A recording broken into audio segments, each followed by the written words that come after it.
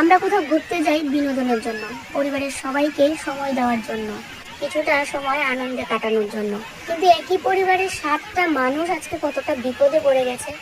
তাহলে এই বর্ষার দিনে কোথাও ঘুরতেও যাওয়া অনেক রিস্ক। আর এখানে সবাই চাইছে ওদের বাঁচাতে, কিন্তু লাস্ট পর্যন্ত ঠিক কি হয় পুরো ভিডিওটা দেখলেই তোমরা বুঝতে পারবে। মানে এই ঘটনাটা দেখলে গা শুধু শিউরে উঠছে বারবার, যে কতটা পরিমাণে বিপদে পড়ে গেছে সবাই।